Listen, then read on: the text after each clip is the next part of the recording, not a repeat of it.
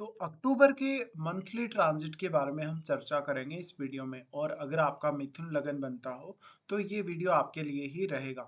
यहाँ पे आप अपना ये चार्ट देख पा रहे हैं, कुछ इस तरीके से ही आपका चार्ट आपको दिखेगा जब भी आप लगन पर अपना ये गोचर अप्लाई करेंगे।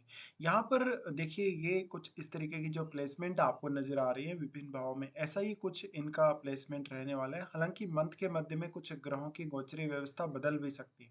यहाँ पे हम सबसे पहले गोचरीय स्थितियों को देखेंगे, उसके बाद देखेंगे कि ये जो आपको प्लेसमेंट नजर आ रही है अपने चार्ट में, इनका क्या क्या प्रभाव आपके लिए रह सकता है। अगर हम गोचरीय स्थितियों में बात करें तो सबसे पहले सूर्य को देखेंगे। सूर्य यहाँ 17 अक्टूबर तक कन्या राशि में गोचर करने वाले हैं और इसके बाद ये तुला राशि में प्रवेश कर जाएंगे। बुध का गोचर 3 अक्टूबर से तुला राशि में होगा और 24 अक्टूबर से ये वृश्चिक राशि में प्रवेश करेंगे। शुक्र 9 अक्टूबर से कन्या राशि में प्रवेश कर जाएंगे, जहां वो नीच की स्थिति में आ जाएंगे आपके चार्ट में। मंगल तुला राशि में रहेंगे और 27 अक्टूबर को अपना राशि परिवर्तन करके अपनी स्वयं की राशि वृश्चिक राशि में चले जाएंगे। बृहस्पति अब 18 अक्टूबर को एक बार के लिए कर्क राशि में प्रवेश कर रहे हैं। शनि को अगर देखा जाए तो शनि फिलहाल मीन राशि में वक्री होकर गोचर कर रहे हैं और 28 नवंबर तक ये वक्री रहेंगे इस साल में। और चंद्रमा का गोचर देखें तो चंद्रमा 1 अक्टूबर को मकर राशि में आपको देखने को मिलेंगे। वहीं राहु अभी कुंभ राशि में गोचर करेंगे और केतु सिंह राशि में। अब हम देखेंगे इसका वास्तविक रूप से जो प्रभाव है आपके लिए वो कैसा रहने वाला है। देखिए, यहाँ पे हम सबसे पहले लग्नेश से स्टार्ट करेंगे। लग्नेश आपके बुध बनते हैं और बुध की स्थिति बन रही है पंचम में, जहां पर वो मंगल के साथ भी यहाँ रहने वाले हैं। अब देखिए, 3 अक्टूबर से ये तुला में आएंगे। 3 अक्टूबर से तुला में आने के बाद यहाँ पर आपके लिए कोई भी पर्टिकुलर डिसीजन लेना बहुत ईजी रहेगा। आपकी एजुकेशन के लिए ये स्थिति बहुत ज़्यादा अच्छी रहेगी, आपके अर्निंग्स के लिए भी अच्छी रहेगी। यहाँ बुध का जो प्रभाव है वो 11th हाउस पे पड़ रहा है, तो ये आपके नेटवर्क में वृद्धि करेगा, साथ साथ में धन की कुछ नई संभावनाएं भी आपके लिए लाएगा। यहाँ पे शुक्र को जरूर देखिए, आपके चार्ट का जो शुक्र है जन्म के समय का, अगर वो बहुत अच्छी स्थिति में हो तो ऐसा बुध आपको बहुत सारी अपॉर्चुनिटीज दे सकता है, विशेषकर अर्निंग्स को लेकर। अब ये बुध का जो संबंध बन रहा है वो 11वें घर से बन रहा है, तो अगर आप किसी भी प्रकार के बिजनेस में हैं, किसी भी प्रकार से पब्लिक डीलिंग में हैं, तो आपको काफी फायदा मिलेगा। बुध यहाँ पर आपके चार्ट में फोर्थ लॉर्ड भी है। फोर्थ लॉर्ड होने की वजह से इस बात की संभावना बहुत अधिक है कि आप अपने फोर्थ हाउस से संबंधित कार्यों को लेकर कोई बड़ा डिसीजन इस मंथ में ले सकते हो। यहाँ पर अब आपको ये देखना पड़ेगा कि 11वें घर में क्या कोई वास्तव में यहाँ ग्रह स्थित है या नहीं, क्योंकि उस ग्रह का प्रभाव भी यहाँ पड़ेगा बुध पर। अब यहाँ जो बुध की स्थिति बन रही है, लगभग ये जो ट्रांजिट है फिलहाल ये इनका तुला में 3 अक्टूबर से स्टार्ट हो रहा है और लगभग 24 अक्टूबर तक रहेगा। उसके बाद ये आपके 6th हाउस में वृश्चिक राशि में प्रवेश कर जाएंगे, जो आपके वर्क प्लेस का स्थान है।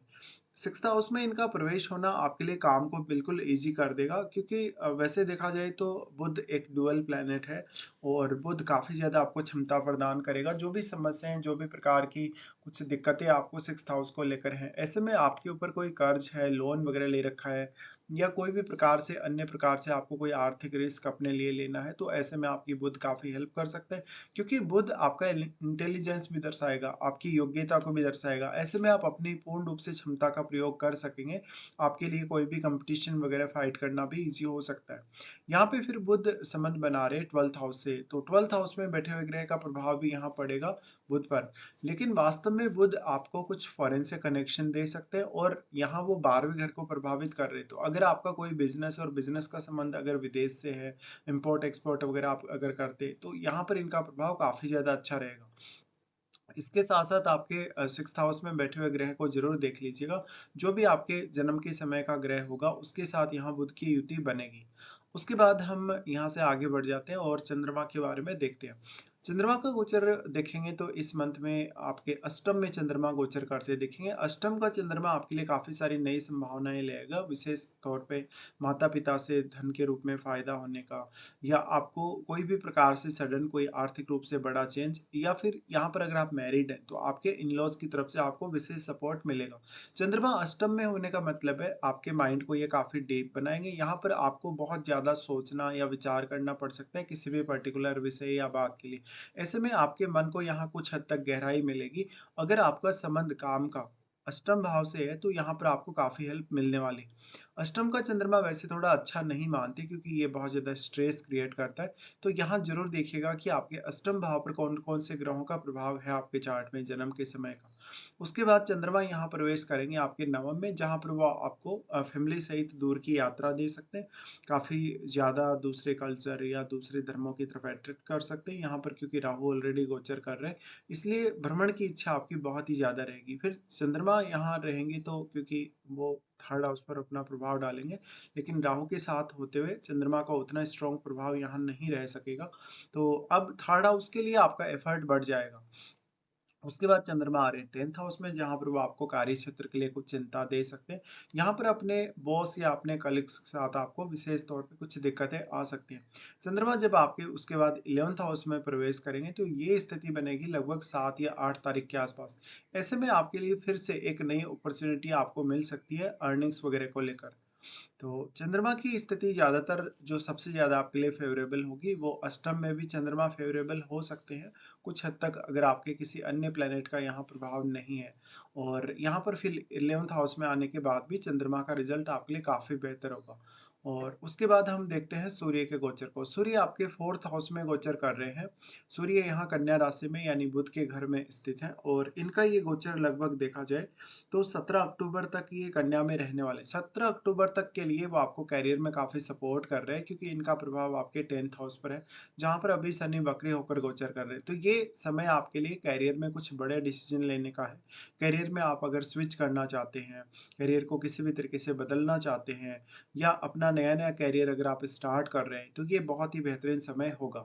अब सूर्य क्योंकि यहाँ थर्ड लॉर्ड होके आ रहे हैं 4th में, तो आपका ध्यान जितना ज़्यादा 4th हाउस से संबंधित कार्यों पर होगा, उतना ही ज़्यादा ध्यान आपका करियर पर भी होगा।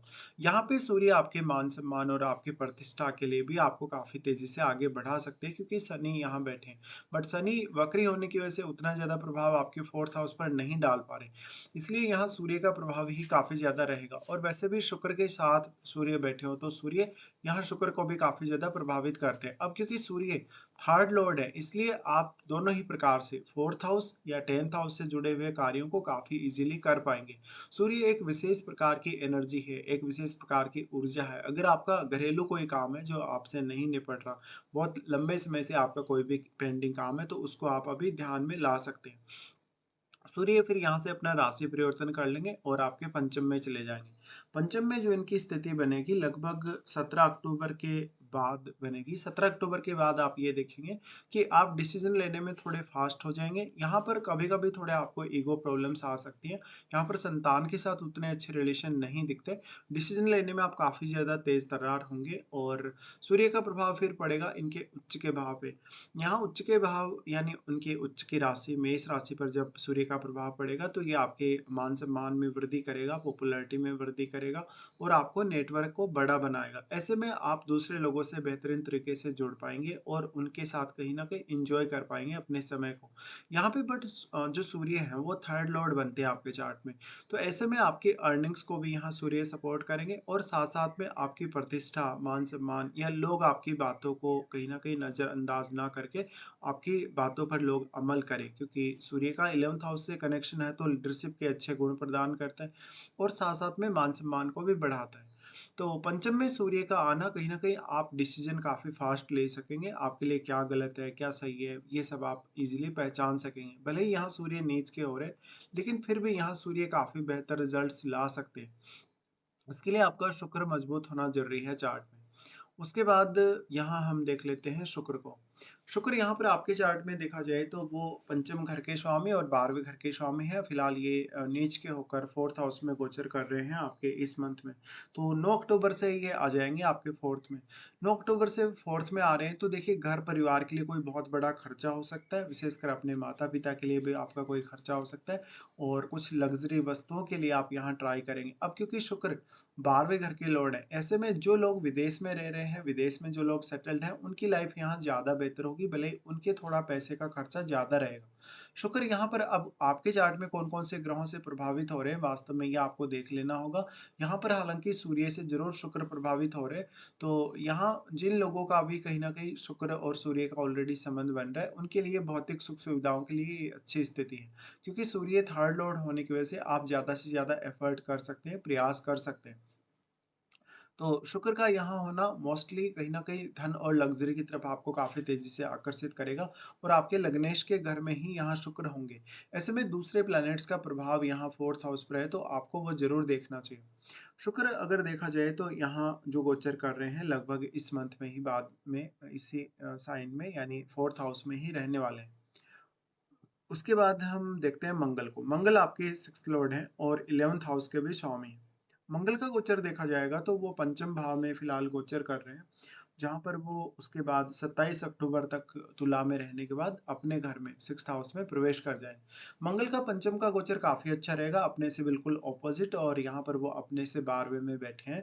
इसलिए मंगल यहाँ पर आपको डिसीज़न लेने में काफ़ी मदद करेंगे। कोई भी प्रकार की आपातकालीन स्थिति, आपातकालीन समस्या आपके जीवन में हो, उसके लिए त्वरित रूप से आप डिसीज़न ले पाएँगे। यहाँ पर बुध का युति भी मंगल के साथ होगा, जो आपको और ज़्यादा तेज़-तर्रार बनाएगा। यहाँ अब मंगल जो है क्योंकि छठे घर के स्वामी, तो छठे घर के स्वामी होने की वजह से छठे भाव के लिए आप अच्छे से प्लानिंग कर पाएँगे और डिसीज़न भी अच्छे से ले पाएँगे। यहाँ मंगल प्रभावित कर रहे हैं अपने यहाँ उच्च के भाव को, अष्टम भाव को। यहाँ मंगल का दृष्टि पड़ रहा है तो ये रिश्तों के लिए थोड़ा अच्छा साबित नहीं होगा। कभी-कभी आपके कुछ विवाद या कुछ दिक्कतें आपको आ सकती हैं, जैसे अपने इन-लॉज़ के साथ वगैरह। यहाँ पर अब मंगल क्योंकि छठे घर के लॉर्ड हैं, छठे घर के लॉर्ड होने की वजह से जितने भी प्रकार की समस्याएँ आपके एजुकेशन वगैरह को लेकर हैं, आपके डिसीज़न लेने में कोई भी बाधा आ रही तो मंगल आपको सपोर्ट कर रहे हैं। मंगल का प्रभाव अपने खुद के भाव पे भी रहने वाला है, जहाँ पर वो काफ़ी स्ट्रॉन्ग प्रभाव डालेंगे। ऐसे में ये मान-सम्मान के लिए तो अच्छा होगा, पॉपुलैरिटी के लिए भी काफ़ी अच्छा होगा और अर्निंग्स के लिए विशेष तौर पे बेहतर होगा। अगर इस समय आप फाइनेंशियली किसी चुनौती का सामना कर रहे हैं, तो आप उस चुनौती को दूर कर पाएँगे।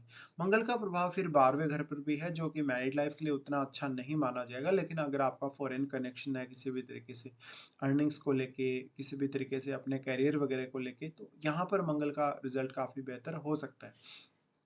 उसके बाद अगर देखें तो मंगल अपने घर में ही प्रवेश कर जाएँगे 27 अक्टूबर से। 27 अक्टूबर से मंगल का छठे घर में प्रवेश करना यानी अपने घर में प्रवेश करना काफ़ी इंटरेस्टिंग है, जहाँ पर वो आपको काफ़ी प्रोटेक्शन देंगे अपने 6th हाउस को लेकर। ऐसे में जो भी लोग रूटीन वर्क कर रहे हैं, ऑफ़िस का कोई काम वगैरह कर रहे हैं, यानी जो भी लोग जॉब वाले हैं, उनको मंगल काफ़ी मदद करेंगे। यहाँ पर कभी-कभी अपने जो कलीग्स हैं, अपने जो बॉस वगैरह हैं, उनके साथ आपके मतभेद होने के चांसेस हैं। मंगल यहाँ पर फिर क्योंकि 11वें घर के लॉर्ड होकर भी आ रहे हैं और अपने ही घर में आ रहे हैं, तो वो आपको कर्ज वगैरह की समस्या से दूर रखेंगे। यहाँ पर किसी भी प्रकार का द्वेष है आपका किसी से विवाद हुआ है, झगड़ा हुआ है, उन मामलों में भी मंगल का सपोर्ट रहेगा। मंगल यहाँ पर हालाँकि आपकी मैरिड लाइफ पर थोड़ा नेगेटिव प्रभाव डाल सकते हैं क्योंकि उनका प्रभाव यहाँ पर 12वें घर पर भी है। तो ऐसे में आपको थोड़ी ज़्यादा सावधानी रखनी होगी। यहाँ पर हो सकता है आप बहुत ज़्यादा साहसिक रूप से कोई बहुत बड़ा फैसला लें जो कि आपके अगेंस्ट हो शुरुआत में, लेकिन बाद में वो फैसला धीरे-धीरे आपके फ़ेवर में चला जाएगा। तो मंगल का गोचर भी ऑलमोस्ट आपके लिए काफ़ी प्रोटेक्टिव रहने वाला है। अब हम गुरु के बारे में बात करते हैं। देखिए गुरु का गोचर भी इस मंथ में क्योंकि गुरु अपना राशि परिवर्तन कर रहे हैं कुछ समय के लिए तो काफ़ी इंटरेस्टिंग है। गुरु आपके यहाँ पे 7वें घर के स्वामी बनते हैं और 10वें घर के भी स्वामी बनते हैं। और इनका जो प्लेसमेंट है आपके लगन में ये फिलहाल गोचर कर रहे हैं लगन में, तो निश्चित तौर पे ये आपके मान-सम्मान, प्रतिष्ठा के लिए बहुत अच्छा है। लेकिन क्योंकि गुरु अब इस मंथ में प्रवेश करेंगे 2nd हाउस में, जो कि आपके अर्निंग्स के लिए बहुत अच्छा हो जाएगा, फैमिली सपोर्ट के लिए काफ़ी अच्छा हो जाएगा, आपके ज्ञान और आपकी विद्वता के लिए भी काफ़ी अच्छा हो जाएगा। अब क्योंकि गुरु आपके चार्ट में सप्तमेश है, तो जो भी लोग बिज़नेस वगैरह में इन्वॉल्व्ड हैं, अगर आपका बिज़नेस प्रॉफिटेबल नहीं है, आपको पैसा नहीं बन रहा, धन आप नहीं कमा पा रहे, ऐसे में कुछ ना कुछ आप नया सोचने के लिए प्लान करेंगे यहाँ पर। अब जो गुरु हैं क्योंकि गुरु 2nd हाउस में जा रहे हैं और वो आपके चार्ट में सप्तमेश है, तो जीवन साथी से भी आपको इस मामले में पर्याप्त मदद मिल सकती है और ये करियर के लिए भी काफ़ी इम्पोर्टेंट है। क्योंकि जो आपके चार्ट में 10वें घर के स्वामी हैं, वो स्वयं गुरु ही हैं और गुरु यहाँ जाने के बाद यहाँ अपने ही घर पे दृष्टि भी डालेंगे। तो यहाँ आपको थोड़ा-सा हो सकता है कि ज़्यादा बेहतर तरीके से आप डिसीज़न ले पाएँ अपने करियर में और आपके लिए वास्तव में क्या सही है, क्या गलत है, वो सब आप सोच पाएँ। तो गुरु का गोचर भी काफ़ी ज़्यादा अच्छा है और जब तक गुरु का प्रवेश 2nd हाउस में आपके नहीं होता वाणी स्थान में, तब तक आपके लिए मैरिज के योग भी काफ़ी ज़्यादा स्ट्रॉन्ग बन रहे हैं। और यहाँ से फिर गुरु अगर 2nd में आ रहे हैं तो फिर वो 6th हाउस को प्रभावित करेंगे। 6th हाउस को प्रभावित करने से यहाँ पर क्योंकि मंगल स्थित होंगे बाद में, तो ऐसे में ये करियर के लिए बहुत ज़्यादा अच्छा हो जाएगा और जो आपका 10th हाउस है यानी वो खुद बृहस्पति का ही है, तो ऐसे में बृहस्पति के रिज़ल्ट 10th हाउस के लिए भी काफ़ी ज़्यादा अच्छे होंगे और यहाँ पर वो 6th हाउस से जुड़े हुए जो जितने भी मैटर हैं आपकी लाइफ में, उनके लिए भी आपको सपोर्ट करेंगे। इसके अलावा जो गुरु का दृष्टि पड़ेगा वो अष्टम पर पड़ेगा, तो ये दृष्टि जो है वो अष्टम से ज्ञान प्राप्त करने के लिए, अष्टम भाव के रहस्यों को खोजने के लिए अच्छा साबित हो सकता है। उसके बाद हम देखेंगे शनि को। शनि जो कि 8th और 9th लॉर्ड है। शनि गोचर कर रहे हैं आपके चार्ट में यहाँ पर आपके 10th हाउस में, और 10th हाउस में शनि गोचर कर रहे हैं। तो देखिए शनि का जो गोचर है फिलहाल अभी वक्री ही है, और 28 नवंबर तक लगभग वक्री रहने वाले हैं। ऐसे में आपका कैरियर वगैरह को लेकर मान लो कोई समस्या है, कोई भी प्रकार की चुनौती है, उसको आप इजीली दूर कर पाएंगे। यहाँ पर आप में डेडिकेशन, आप में अनुशासन या आप में धैर्य बहुत ही ज़्यादा रहेगा। शनि आपको एक बहुत ही ज़िम्मेदार व्यक्ति के तौर पे यहाँ दिखाते हैं, हालाँकि अब गुरु की यहाँ दृष्टि पड़ेगी सेकंड हाउस से आपके। तो ये करियर में कुछ बड़े डिसीज़न लेने के लिए अच्छा, जो भी लोग अपने करियर की नई शुरुआत कर रहे हैं, फ्रेश शुरुआत कर रहे हैं, उनके लिए ये काफ़ी बेटर साबित हो सकता है। शनि का दृष्टि आपके 12th हाउस पे है, जहाँ पर वो आपके रिलेशनशिप के लिए उतने अच्छे नहीं है, लेकिन आपके करियर का, आपके अर्निंग्स का स्रोत जो है वो विदेशों में है, या विदेश के थ्रू आपको फ़ायदा होता है, तो ऐसा शनि आपको काफ़ी सपोर्ट करेगा। शनि का फिर एस्पेक्ट यहाँ आपके 4th हाउस पे भी आ जाता है, जो कि आपको पारिवारिक रूप से कुछ नई ज़िम्मेदारियाँ देगा, परिवार के सदस्यों के प्रति थोड़े बहुत मनमुटाव भी ला सकते हैं। शनि वैसे यहाँ वक्री हैं, तो उतना ज़्यादा डिले नहीं करेंगे, लगभग आपका जो काम बनेगा सही समय पर ही बनेगा। फिर यहाँ वो दृष्टि डालेंगे 7th पे। 7th पे दृष्टि डालें तो देखिए वो, क्योंकि यहाँ गुरु के घर में ही है और गुरु के ही घर पे दृष्टि डाल रहे हैं, तो यहाँ वो आपको मैरिड लाइफ के प्रति भी काफ़ी ज़िम्मेदार बनाने वाले हैं, कुछ नई रिस्पॉन्सिबिलिटीज़ भी आपको देने वाले हैं। और इस तरीके से देखा जाए तो क्योंकि 10th हाउस में बैठे हैं शनि, तो ये आपके मान-सम्मान, आपकी रिस्पेक्ट के लिए भी काफ़ी अच्छा है, क्योंकि 7वाँ और 10th हाउस दोनों ही यहाँ कनेक्ट हो रहे हैं। तो यहाँ पे हमने डिस्कस किया जैसे इन ग्रहों के बारे में। अब राहु और केतु के बारे में कोई विशेष चर्चा हम नहीं करेंगे। अब हम आगे बढ़ जाते हैं और देख लेते हैं आपके लिए कौन-कौन से अच्छे दिन और कौन-कौन से खराब दिन इस मंथ में आने वाले हैं। सबसे पहले अच्छे दिनों की बात कर लेते हैं। अच्छे दिनों में आपके लिए 8 से 9 तारीख, 16-17, फिर 21-22 और 26-27 ये दिन काफ़ी बेटर है। अगर मान लो आपको किसी भी काम में बार-बार व्यवधान आ रहे हैं, कोई भी समस्या आ रही है, तो आप इन दिनों को चुन सकते हैं उस काम को पूरा करने के लिए।